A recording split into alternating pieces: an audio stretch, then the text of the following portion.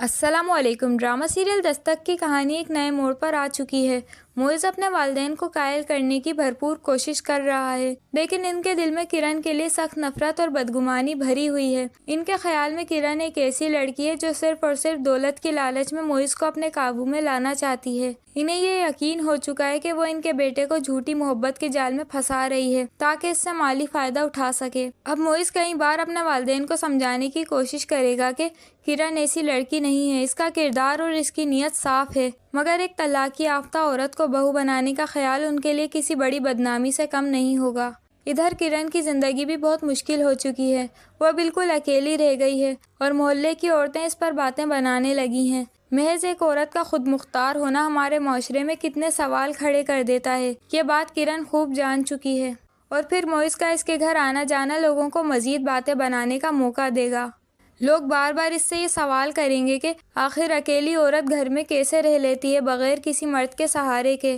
ان باتوں کے باوجود معز اپنے فیصلے پر قائم رہے گا۔ وہ کرن سے صاف صاف کہے گا کہ اگر مجھے گھر سے نکال بھی دیا تو بھی میں پیچھے نہیں ہٹوں گا۔ وہ اپنے رشتے، ہر سہولت، یہاں تک کہ جائیداد تک چھوڑنے کے لیے تیار ہے، صرف اور صرف کرن کے ساتھ رہنے کے لیے۔ یہی بات لے کر وہ کرن کے والد کے پاس جائے گا اور ان سے التجا کرے گا کہ مجھے اور کرن کو آپ کی دعاؤں اور سپورٹ کی ضرورت ہے۔ کرن کے والد اس کی بات پر خاموش ہو جائیں گے، لیکن ان کے اندر ایک کشمکش شروع ہو جائے گی۔ وہ سوچیں گے کہ کیا وہ اپنی بیٹی کو ایک ایسے شخص کے حوالے کر دیں جس کا نہ کوئی خاندان ہے اور نہ ہی کوئی سوشل سپورٹ۔ انہیں لگے گا کہ معز یہ باتیں جذبات میں آ کر رہا ہے۔ یہی سوچ کر وہ معز سے کہیں گے کہ اگر تم واقعی کرن سے شادی کرنا چاہتے ہو تو پہلے اپنے والدین کو مناؤ، اگر وہ راضی ہو گئے تو میں تمہیں انکار نہیں کروں گا۔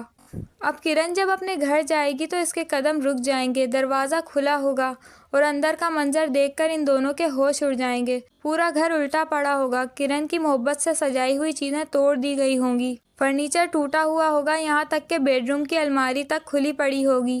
کرن کا دل دہل جائے گا، وہ حیرت اور خوف کے عالم میں صرف ایک ہی بات کہے گی کہ یہ سب کس نے کیا؟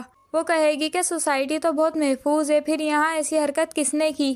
معز اسے دلاسا دے گا اور کہے گا کہ تم پریشان مت ہو، میں پتہ کرتا ہوں۔